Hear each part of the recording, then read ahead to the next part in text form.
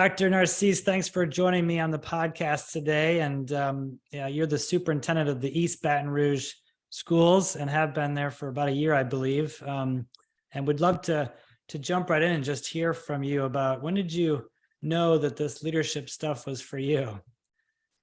Yeah, so it's interesting. I think that's always an interesting question because I always feel like just to be where I am today, I'm always feel fortunate. If you'd have told me, the kid that grew up in New York, just outside the city, with braids in his hair, baggy jeans, and Timberland boots, would one day become the superintendent of the second largest district in Louisiana, I would tell you, no, that's not true. Probably some of the people who taught me probably would have had one eye up, one eye down. But I always feel fortunate. I probably didn't start thinking. First of all, let me just say, I didn't even know what a superintendent was, to be honest with you. When I was, I remember that I got into teaching, just saying I wanted to teach when I was actually in college. I met a woman named Dr. Elaine McAllister, who I still keep in touch with now, I was complaining to her about something because I was like helping this kid through some tutoring stuff, and the kid couldn't read. And as I was doing some support, I was like mad. I told her, I was like, why they let this kid get through all these grades and they can't read? And, and that really like frustrated me a little bit. So that's how I even got into like, oh, I want to, I went to complain to her, and she said, well, what do you want to do about it? and I said, I don't know. And she said, why don't you go teach? And she kind of put me in that pathway to go into teaching. In terms of being a leader, I probably was sitting when I went to for grad school. I went to a school called Vanderbilt in Nashville, and when I was sitting at Vandy, I was sitting with all these kids in the classroom in grad school, and I was listening to them talk about like, how do you help schools do this? How do you do that? And that's when it dawned on me, like, wait a minute, I think I could do this. I might be able to, get into this work to try to like help, lead schools and stuff like that. So that was kind of my first, I guess, aha moment at that time. I didn't know what it entailed. I didn't know what steps to take, but at that time I was like, I think I could do this. I know I could work with kids. I could do this. So. And for young people out there that were in a similar situation, who maybe not quite sure what the future holds for them, what advice would you give them as young people thinking about their future? Yeah, I learned, I would say to them, just experience. Like, you have to one is, don't be shy. Like, try anything. Go out and try. If something you have your mind set to, try, and then ask questions, engage with people, learn about it. Do internships if you can. Put yourself in the opportunity to get exposed to it.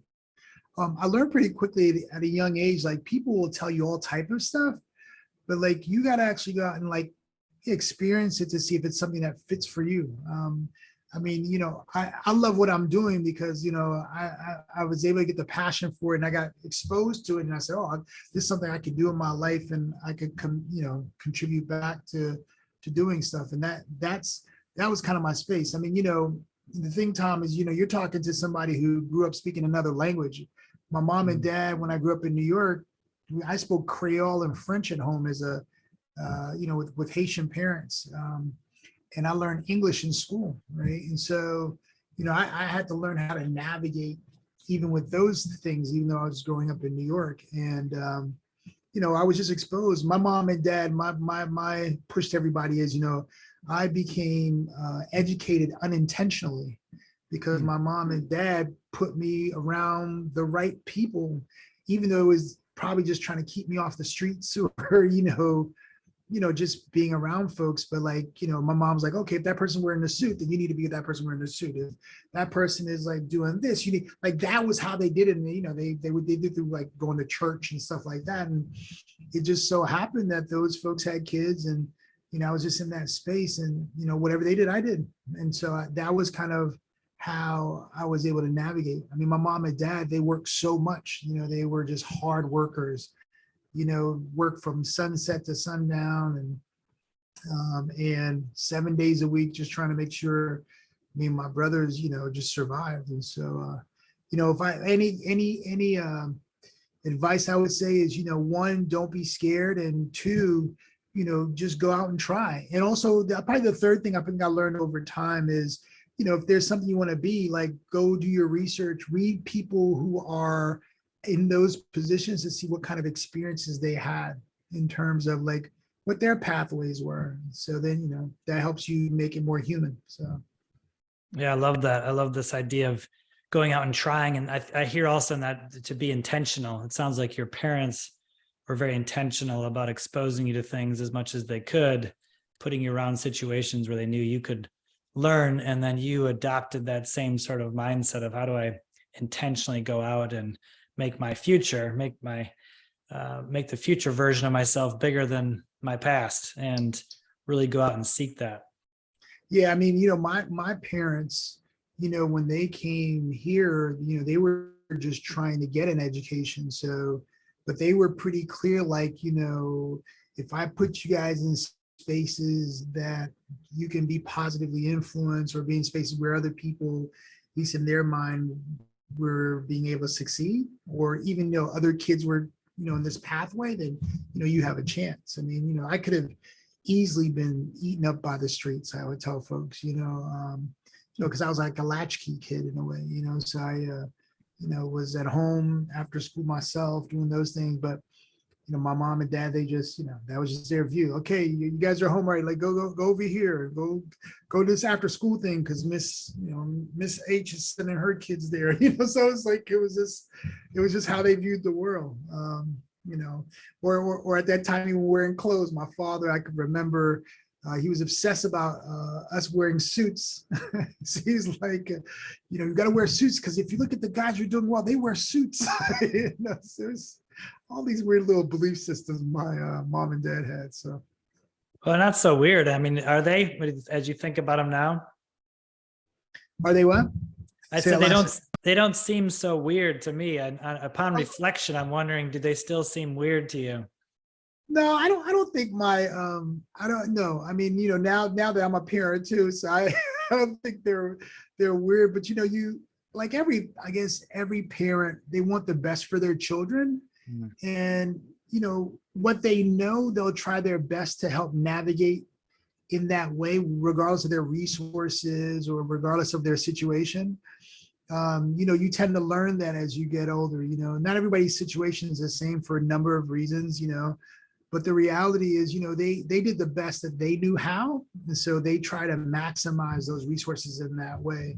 I tell folks, I may have not grown up with like money or anything like that, but I grew up with parents who, taught me to like, have confidence, go try it. If you fail, you learn through failure.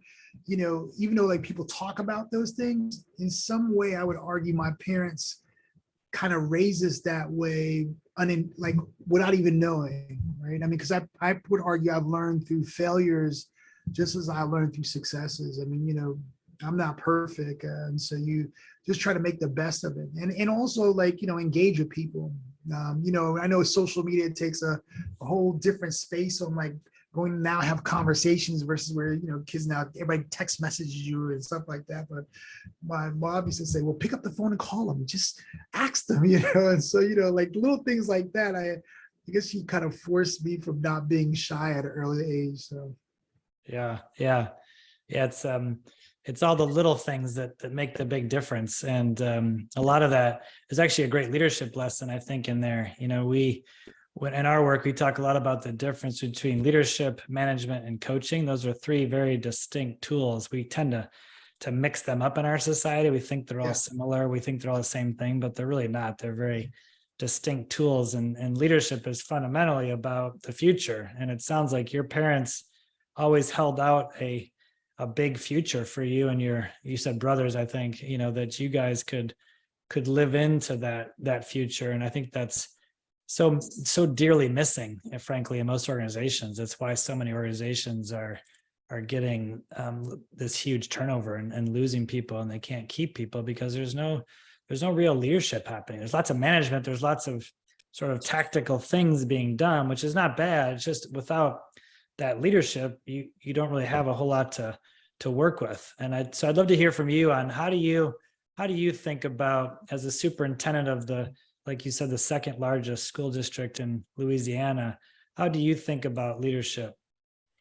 Yeah, so I always think leadership, similar to how you shared, it has like three various spaces, right? One is you're trying to engage folks into moving towards a particular direction. Then there's also the mentoring piece. A lot of mentoring on trying to bring people along in the way, I would say, and also creating pipelines.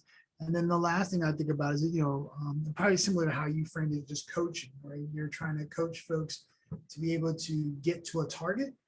In our world, that target is providing kids with opportunities in a lot of different ways to succeed in whatever they want to do, and kind of leading through that. And I think distinctly, like they're very different. They're actually three different spaces to work in, because as you move up in the organization, you deal with more adults than you do with kids. And so my work, we have about 41,000 plus kids here, 6,000 employees, and although I go visit our 83 semi schools, the reality is I'm working with adults to help support kids, and I have to always create a space for folks to feel valued, a part of a school system, work with other leaders of leaders, I guess you could say, because they're leading folks, to help them engage in order for folks to not only, work and support kids, but also at the same time make it feel like a connected place. And I think sometimes, to be frank with you, it's harder in some spaces versus others, just because of the dynamics that are usually around you in that work.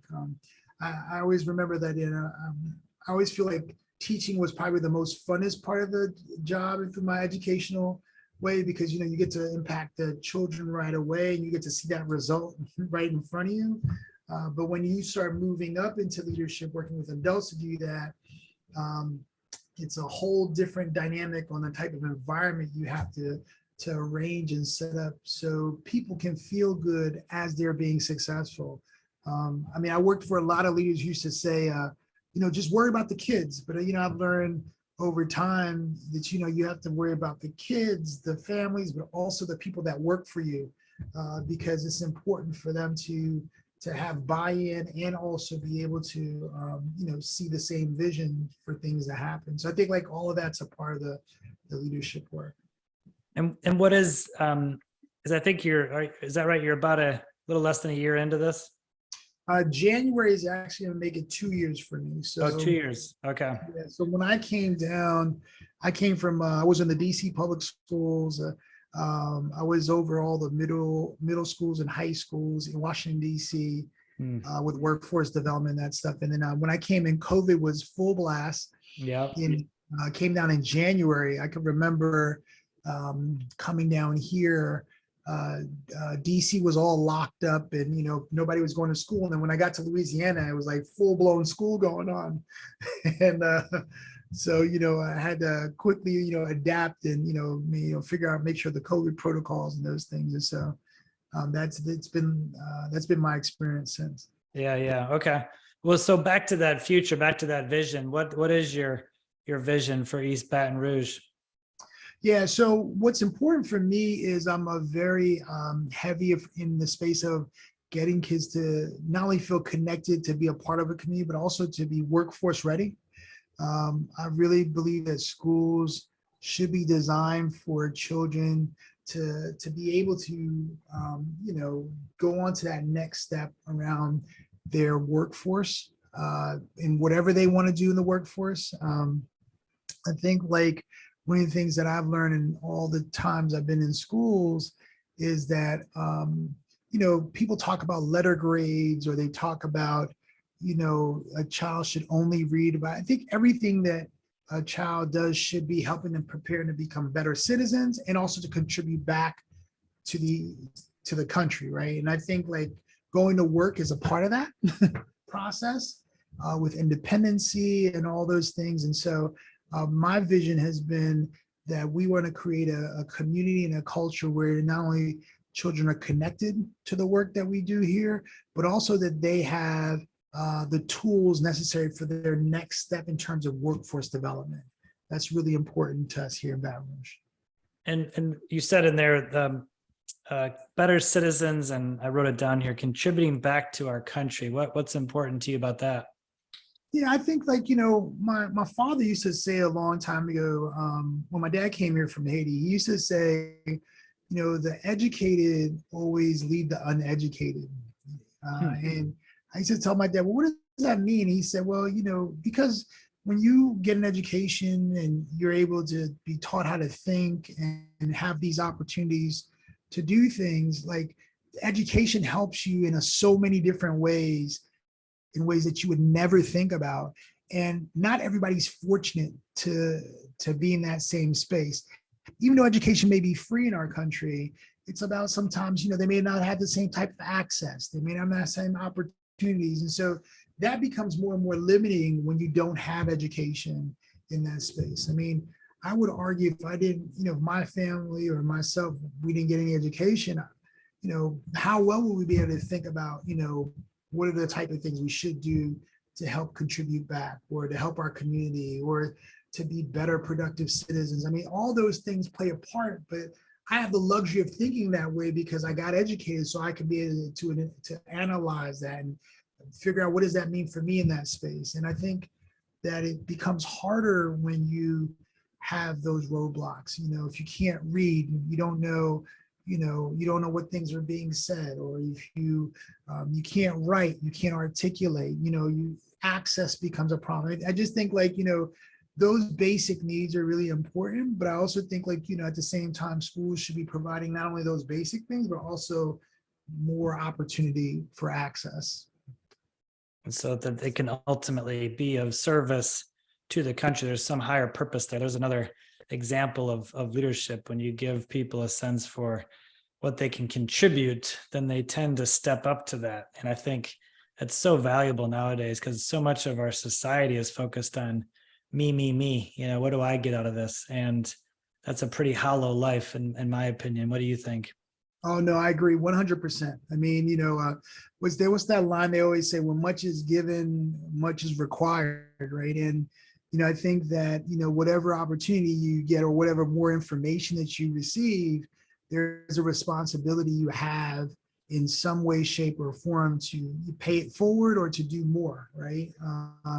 And I think that, you know, those things sometimes are missing in a lot of different ways. It could be sometimes, I think, culture impacts it for us, technology impacts it sometimes for us in other ways. But, you know, I think, you know, those are the things I think are important for kids to do well. You know, we live in a great country. I mean, I know sometimes it feels, you know, with all the politics and the chaos or whatever goes on, but like, you know, it's our country's so beautiful, and also we have a country that's accepting to so many different type of people, right? Even though there's challenges in the fabric of history, and you know, even now sometimes I think sometimes they're challenging, but for the overall, you know, people are good people, right? I mean, if you know, there's always a goodness in the humane of people, and I think that, you know, that's important for kids to experience that, you know, and see that this world is much bigger than you know, books. Yeah. Or then the most recent tweet about how bad things are. You know, when you look at the overall arch of history in the last couple thousand years, we in many ways are sitting on top. You know, we have this, I couldn't agree more, this unbelievable freedom in this country and this unbelievable prosperity that the world has never seen before. And in many ways, I think young people aren't being, they're not being taught that. They're not appreciating how blessed they are, no matter where they are in sort of the spectrum of wealth or race or sex or whatever. That fundamentally, if you were born in this country, you got a leg up out of the gates, and something to be grateful for, and a little bit of hard work, and you can go a lot of places.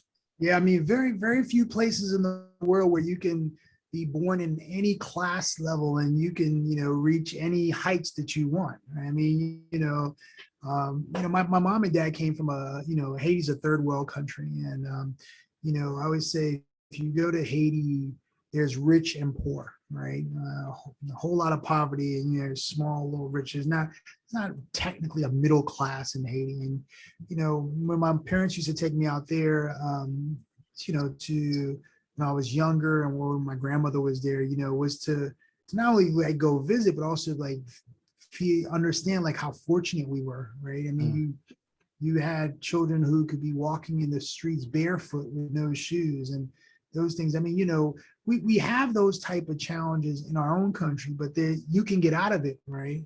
In ways of trying to, go get a job or, there's a lot of ways you can, or get support, right? Social support services and those things. Not every country has that model and structure, or sometimes they have the economy to do that. And so I think that there's so much opportunity we have. And I always try to think about for our kids is like, yeah, not only we want them to like be able to read and do all this stuff, but like, how do they know ways that they can create more opportunities for others? Because I do think it's about that. How do you create more opportunities for others? And you can only do that, I think, if you're in a space where you have more knowledge, you have more opportunity, you have more access. I think those are the main ways to do those things. Yeah, and you're in a wonderful position with 6,000 plus employees and 40 some thousand students that you can reach, and then the families of those students and the communities of those students and families that you can touch, which all gets back to the power of culture. This podcast is called Culture Eats Everything, which is really meant to be kind of fun and a play on Peter Drucker's quote that culture eats strategy for breakfast that everyone's familiar with. But we think it's actually bigger than that. The culture eats strategy and everything else for breakfast, lunch, and dinner, and dessert.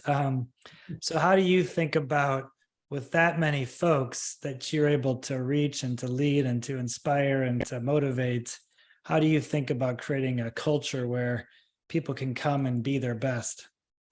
Yeah, so one thing, I have about 9 chiefs that work for me. Each chief has a section, from the CFO, chief operating officer, chief of schools.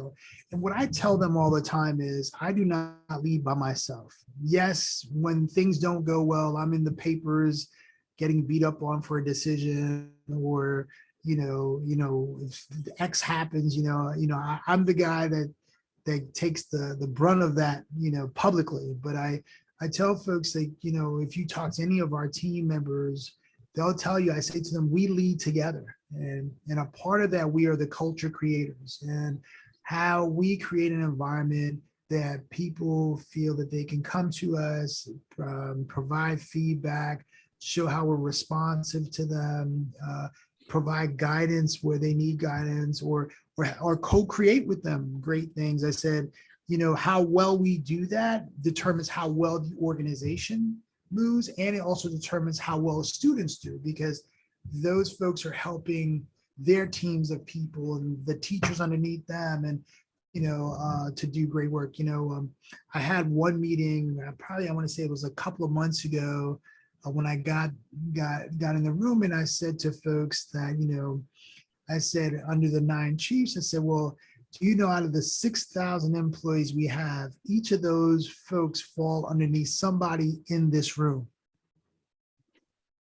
And one of the chiefs that was there sat back, and she looked up, and she's been a part of the district for us. She said, well, I never thought about that. And I was like, yeah, every single person that works for kids in this city falls in this room. So, depending on like, the type of environment you create, the culture you create, how we, the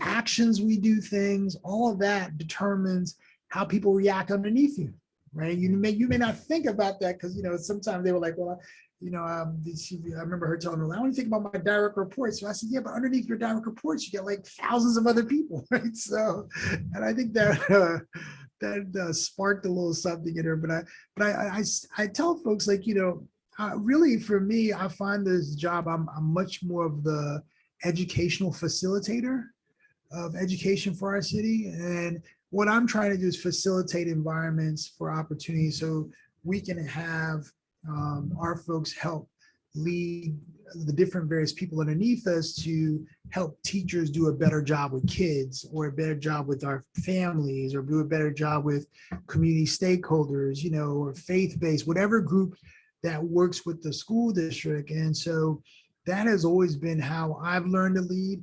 That doesn't mean you don't have, conversations around, focusing on what your target is, or, trying to say, hey, how to, learning from your lessons on what you could do better. But it does mean that, you have the opportunity to create an environment that people feel that it's much more productive, and that they feel that they belong to it. I've learned in a lot of places I work, once people feel that they belong to a place, it's much harder for them to leave a job because they feel like they're a part of that fabric. And so you just have to keep figuring out what are the ways to create that environment, and then make them a part of helping you continue that environment, creating underneath them or whatever their sphere of influence is. I love that. I love that, this whole idea of really belonging, which is becoming more popular with Brene Brown's work, that fundamentally you're talking about how do we create this fabric that extends throughout the entire organization, where we feel like we all belong and we all can contribute to making things better for the students we serve. And I also love that you said that you see yourself as sort of the facilitator, that you're the conductor. There's a great book by Max Dupree called Leadership Jazz, and he makes that same analogy that really, a leader is really a conductor almost of a symphony, and sometimes it's loud and chaotic, and sometimes it's quiet and methodical, and sometimes it's repetitive, and sometimes it's fast, and that ultimately you've got to make all these moving parts come together. But in jazz, it's free form. There's a lot of free form in it, so there's not a script, there's not a template that you can go and say, oh yeah, how am I supposed to lead this play, right? It's as a leader, we have to be willing to make some stuff up sometimes. So we're running out of time, and as we always do, it flies by. So maybe I'll ask you for your book recommendation. What book really made an impact on you in your life when it comes to leading, or when it comes to culture, or maybe it's just a book that you think is phenomenal that you'd love to share with the audience here? Yeah, the one book I read, the one of many books I read, but one book that changed my whole life, and also just how I saw just myself and my role as in schools and jobs. And it was a book by the Arbinger Institute. It's called Leadership and Self-Deception. And if you ever get a chance to read, I won't give you the whole thing, but it talks, gives a story through a journey of folks getting along together to try to learn about how they engage with each other. And there's different camps in there, but the reason it made an impact on me is when I got through it, you can deceive yourself in a lot of different ways when you do these jobs, in terms of not knowing who you are and being humble and learning to lead from the mind and the heart, versus where sometimes, people tend to just lead tactically about things.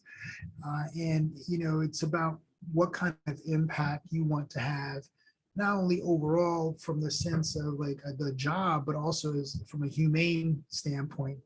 And I know it's not like your typical educational book, but that made such a difference to me. I was like, wow, I wish I had read this in college because, you're young, and, you got all these ideas about what you think life is and how things are. And then you get older and you start to see things a little bit differently, from your being with, your partner, and then you're having kids and all those things. And that book just really helped me a lot in terms of how I started to think about leadership and how to not deceive myself, or there's a term you read in the book called putting yourself in a box, right? And how, if you're in the box, you can't provide support to folks, and how do you determine what red flags are, so you're not in the box so you can start thinking about how you can, better support people, and it was just, I mean, if I would, if it was up to me, I would make that as a requirement, as a part of the curriculum for any leader to go through that book.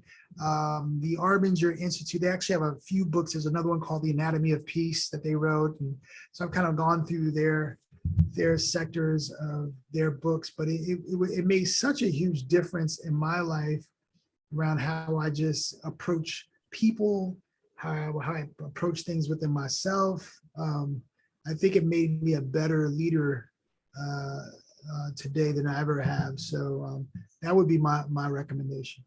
Yeah, well, I love it. Leadership and self-deception. That's an awfully appealing title right out of the gate there. Well, thank you. And not just thank you for the time today, but also just thank you for the work that you do on behalf of the 6,000 people and the 41,000 plus students you represent. It's just an honor to know there are humble leaders like you out there doing this important work. So thank you. Thank you so much, Tom.